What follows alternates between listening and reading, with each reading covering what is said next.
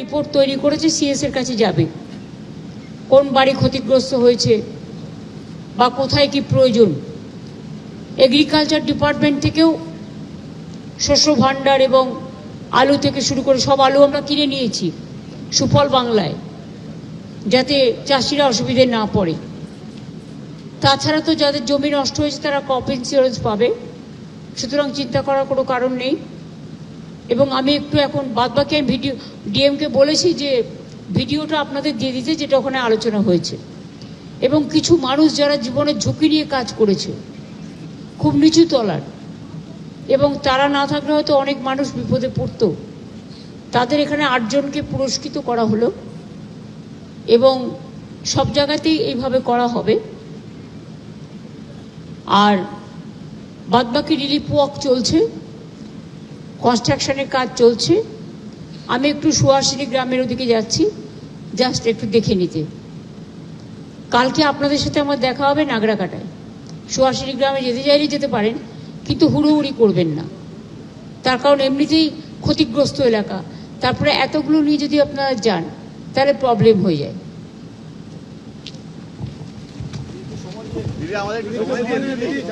কলকাতা থেকে বিশেষ বিমানে আলিপুরদুয়ারের হাসিমারায় পৌঁছেছেন মুখ্যমন্ত্রী মমতা বন্দ্যোপাধ্যায়।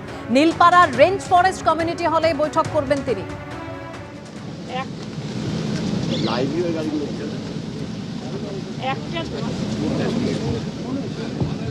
একটা গাড়িতে আপনারা 4-5 জন যেতে পারেন, তারা অন্যকে ফিটগুলো দিয়ে দেবেন, হয়ে গেল।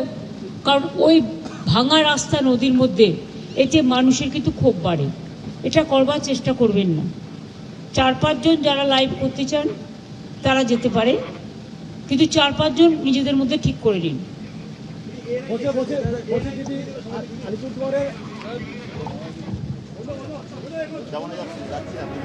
হাসিমারায় পৌঁছেছেন মুখ্যমন্ত্রী মমতা বন্দ্যোপাধ্যায়। বৃষ্টি ধসে বিপর্যস্ত পাহাড়ে ত্রাণ ও পুনর্বাসন নিয়ে প্রশাসনিক বৈঠক, প্রশাসনিক কর্তাদের ক্ষয়ক্ষতি সংক্রান্ত রিপোর্ট তৈরিরও নির্দেশ দিয়েছেন তিনি।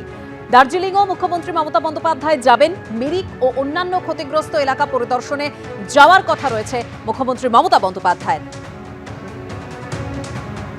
মুখ্যমন্ত্রীকে লক্ষ্মীর সঙ্গে তুলনা করে বিরোধীদের ডাকেনি যোগিনী বলে কুণালের কটাক্ষ, যার জন্য গ্রেপ্তার তিনিই তো দেবী, পাল্টা বাম বিজেপি। গানের বধুর শাঁখের ডাকে লক্ষ্মী এসে ভরে দিত গোলা সবার ঘরে ঘরে। অর্থাৎ গায়ের বধুর শাঁখের ডাকে লক্ষ্মী এসে ভরে দিল গোলা সবার ঘরে ঘরে। সবুজ ধানে উপচে যাচ্ছে। আপনাদের তো পূর্ব বর্ধমান কৃষিভিত্তিক, রাস্তায় দেখছি দুপাশে ধান। ওই গানেরই আমার পরের অংশে আছে, ডাকিনী যোগিনী এলো সতনাগিনী এলো পিশাচেরা এলো রে। অর্থাৎ সেই গ্রামে ডাকিনী যোগিনী পিশাচরা আসছে। জেনে রেখে দেবেন, গায়ের বধুর শাঁখের ডাকে যিনি আসেন তিনি মা লক্ষ্মী মমতা ব্যানার্জি। আর এই ডাকিনী যোগিনী পিশাচ হলো বিজেপি, সিপিএম আর কংগ্রেস। এই তফাৎটা একদম পরিষ্কার করে বুঝে রেখে দিই। এখন ডাকিনী যোগিনী ব্যাপারটা টেনে এনে মমতা, এখন দেখুন তৃণমূল করছে, তৃণমূল করতে এলে এগুলো বন্দনাগুলো করতে হয়। তো আমার প্রথমে শুনে মনে হচ্ছিল ডাকিনী যোগিনীর সাথে তুলনা করলেন না, তো পরে শুনে দেখলাম না লক্ষ্মী বলে মমতা বন্দ্যোপাধ্যায়কে বলছে। এখন কুণাল ঘোষের দুটো বক্তব্য আপনারা যদি পাশাপাশি রেখে চালান, একদিকে দাঁড়িয়েওয়ালা কুণাল ঘোষ, প্রিজেন্ট চাপড়ানো কুণাল ঘোষ, সেখানে মমতা বন্দ্যোপাধ্যায়কে সারদা সব থেকে বড় বেনিফিশিয়ারি বলছেন, মুখ্যমন্ত্রীকে অ্যারেস্ট করার কথা বলছেন। আবার আর একটা ভিডিও চালিয়ে যদি দেখার কাঁদতে কাঁদতে বলছেন যান মুখ্যমন্ত্রী আমায় গিয়ে অ্যারেস্ট করুন। আবার পাশে রেখে মমতা বন্দ্যোপাধ্যায় মানে মা লক্ষ্মীর সাথে তুলনা করছে। এত অঙ্গে এত রূপ একটা মানুষের এতটা ভোল বদল হতে পারে, এটা বোধহয় কুণাল ঘোষকে না দেখে বোঝা যায় না। পশ্চিমবাংলার যত চোর, ডাকাত, ক্রিমিনাল, গুন্ডা, বদমাইশ কিংবা ছেঁচড়া রয়েছে সবার কাছে মমতা বন্দ্যোপাধ্যায় মা লক্ষ্মী। সুতরাং কুণাল ঘোষ নিজের জায়গা থেকে, নিজের সামাজিক অবস্থানের জায়গা থেকে একদম ঠিক কথা বলেছেন। কিন্তু মুশকিলটা হচ্ছে এইটাই যে উনি যে গানটা গেয়েছেন, সেই গানটা শেষ হচ্ছে এই বলে যে আজও যদি তুমি কোনো গায়ে দেখো ভাঙা কুটিরেরও শাড়ি, যেন সেই গ্রামে সেই গায়েরও বধুর আশা স্বপনেরও সমাধি। পশ্চিমবাংলায় মমতা বন্দ্যোপাধ্যায় কুণাল ঘোষের কাছে মা লক্ষ্মী হতে পারেন, কিন্তু সত্যি সত্যি বাংলার যারা গায়ের বধূ তাদের কাছে এই বাংলা যে আশা স্বপনের সমাধি হয়ে গেছে, তার জন্য সাক্ষাৎ মমতা বন্দ্যোপাধ্যায় দায়ী। ওনারই আশীর্বাদে বলুন কি অভিশাপে বলুন, বাংলার আজকে এই চেহারা হয়েছে।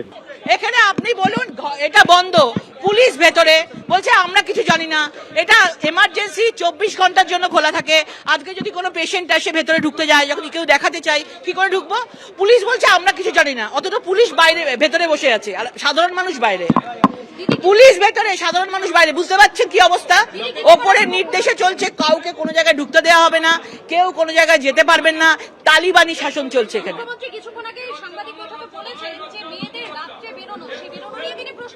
মানে ভেবে দেখুন অপারেশন সিঁদুর হয়েছে, ওই সোফিয়া কুরেশি, ভূমিকা সিং রাতের অন্ধকারে পাকিস্তানের সঙ্গে যুদ্ধ করে এসেছে। দেশ কি বলছে? আর পশ্চিমবাংলা কি বলছে? নাকি ফরেস্ট আছে, জন্তু জানোয়াররা নাকি খেয়ে নেবে মেয়েদের, সেই জন্য নাকি বাইরে বেরোতে না করছেন। মানে ভেবে দেখুন একজন মহিলা মুখ্যমন্ত্রী তিনি মানে কি ধরনের কথা বলছেন। আজকে হসপিটাল, প্রাইভেট হসপিটালের কথা বলছেন।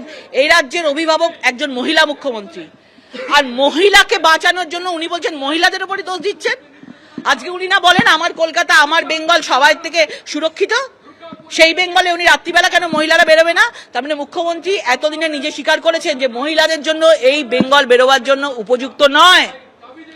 এবং যা এটা হয়েছে, আজকে যদি আরজি করের মতন জায়গার বিচার হতো তাহলে কিন্তু দুর্গাপুর সাহস পেত না। আজকে কসবা, দুর্গাপুর আরজি করের পর হয়েছে, কেননা লক্ষ লক্ষ মানুষ রাত জেগেছে। আপনারা ভাবুন, মেয়েরা রাত জেগেছে, আর উনি বলছেন মেয়েরা রাস্তায় বেরোবেন না, ভেতরে থাকবেন। এই যদি পশ্চিমবাংলার অবস্থা হয় তাহলে মানুষ কি করবে, মেয়েরা কি করবে? দেশ কোথায় এগিয়ে চলছে? পাকিস্তানের সঙ্গে যুদ্ধ করছে, মহিলারা এসে টিভিতে বক্তব্য দিচ্ছেন, আর সেখানে বাংলার এই অবস্থা। দেখতে পাচ্ছি যে কথা বলতে চাইছেন লকেট চট্টোপাধ্যায় এবং ডাকছেন, গেট বন্ধ রয়েছে এবং এই যে এমার্জেন্সি গেট, সেই গেট একেবারে বন্ধ। দেখুন হবেই, কারণ এইভাবে যদি মানে গণধর্ষণ এইরকম একটা জায়গায়, দুর্গাপুরের মতন একটা জায়গায়, শহরের মতন একটা জায়গায় যদি এরকম হয়, তাহলে মেয়েদের নিরাপত্তা কোথায়? মেয়েদের নিরাপত্তা কোথায়? আজকে ওড়িশা থেকে একটা মেয়ে এসছে, মান সম্মান রাখতে পারলো না। নিশ্চয়ই কারা বড় বড় কথা বলে, এসএসসি পরীক্ষা দিতে এসছে, বাইরে থেকে এসছে, উত্তরপ্রদেশ, রাজস্থান থেকে এসছে, এই যে তাদের নমুনা, যারা এখানে পড়তে আসবেন তাদের গণধর্ষিত হতে হবে, তাকে মৃত্যুর মুখে ঠেলে দেওয়া হচ্ছে। বাংলায় কেউ আসবে না, লজ্জা করছে না? ওসব আইওয়াশ দেখানো হবে, ওদের দিয়ে ভোট করাবে, দেখবেন 1 মাস পরে মানুষও ভুলে গেছে, এরাও ভুলে গিয়ে ছেড়ে দেবে। ওদের দিয়ে ভোট করাতে হবে না? দেখুন লজ্জার কথা, মহিলা মুখ্যমন্ত্রী হয়ে বলছে মহিলারা বেরোবে না। পার্কস্ট্রিট কাণ্ডতে ছিল মহিলাটি খারাপ, চরিত্র হনন করেছেন, ছোটখাটো ঘটনা, পরিবার ঘটনা, নাইট শিফট করবেন না আরজি করার সময় বলছে, আর এখানে বলছেন মহিলারা বেরোবেনই না রাতে। মানে একজন যদি প্রেগনেন্ট মহিলা হয়, সে যদি আজকে সন্তান ধারণ করে থাকে, তার যদি সন্তান সম্ভব হয়, সে কি করবে? রাত্রিবেলা বেরোবে না?